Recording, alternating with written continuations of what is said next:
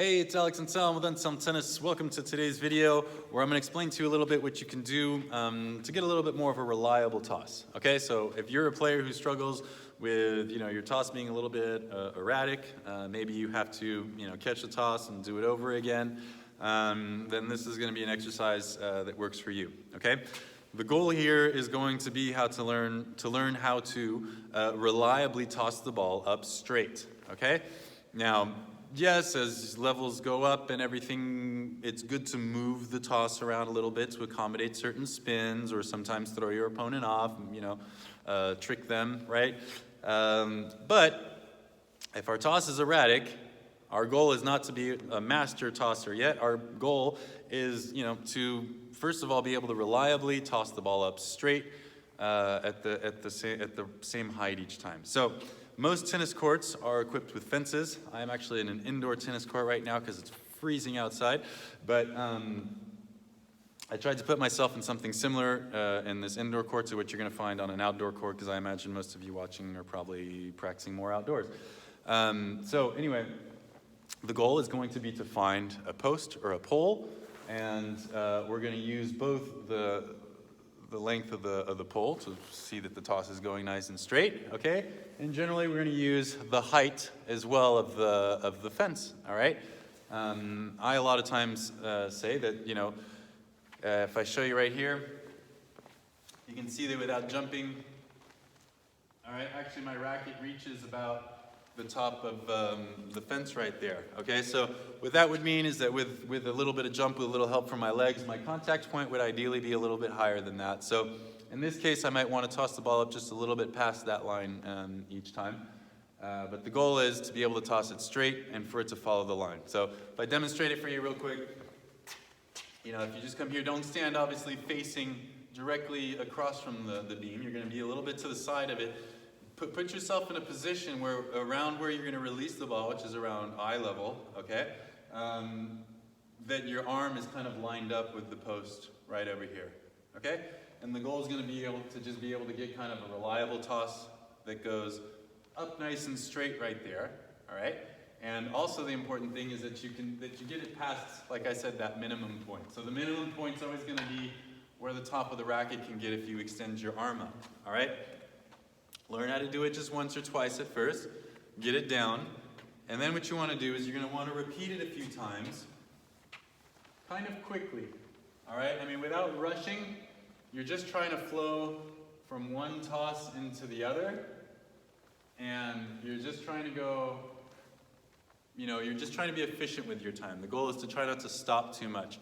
You want to kind of create a continuity with this motion, and the reason why is that depending on your level, your shoulder strength and everything, even just this simple motion, and the ball doesn't weigh much, but you'll start to feel a slight burn in the shoulder. You start to feel the muscles working a little bit, all right? And generally, when you incorporate rhythm in learning, you find that your body assimilates what you're trying to learn a lot better as well, too. So just try and get into a rhythm tossing here, okay? And the day you get into the point where in rhythm, you can kind of toss the ball up straight, same height, about 10 times in a row.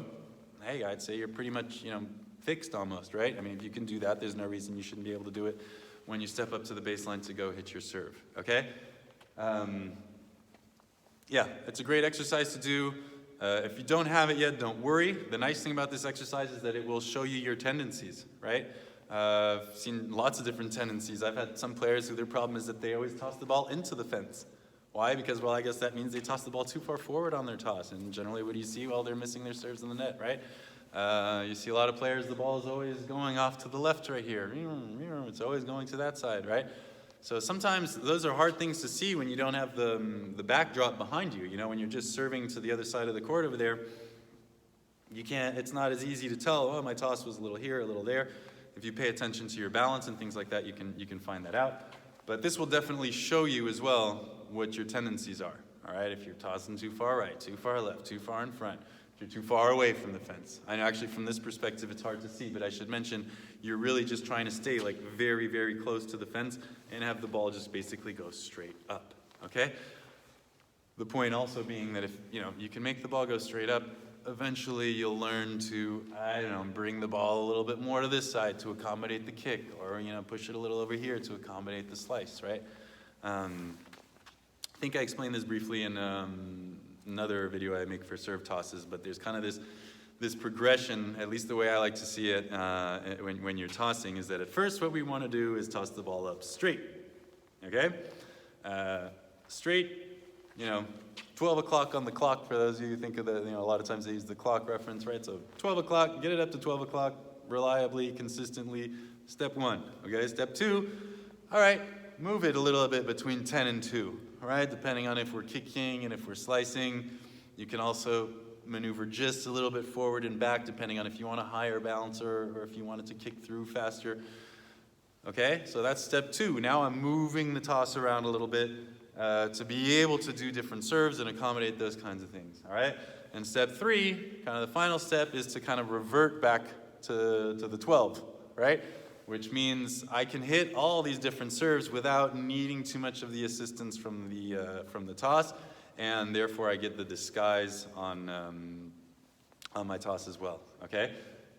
That's the strength of the Roger Federer serve, for example, which any player who's been on the side of Roger's serve can tell you that it's not always the power or the placement, it's the disguise, really, right? You don't know where he's gonna go. A lot of players, even pros, okay? I've been on the court, I've played against even very high-level pros. You can still read their toss, okay? You can read their toss, you can read their body language, which is huge because that helps you anticipate, all right? And I can tell you that a 130-mile-an-hour serve that you can read and that you can anticipate is easier to return than a 116-mile-an-hour serve where you are really just waiting to see where the ball goes to be able to react to it, okay?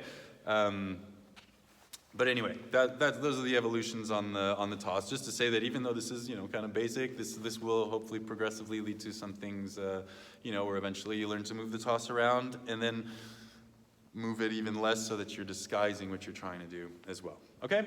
Anyway, that's the drill. I think I covered the whole thing there. But if I missed something, you know, leave it in the comments below. Go check out my website if you want to come out and train with me on a tennis retreat. Or if you enjoy having me like this on video, I do video coaching as well. So you can just have me personally on the other side, coaching you, watching, giving feedback, whatever. We can do whatever works. So check out the website, and we'll see everybody on the next video.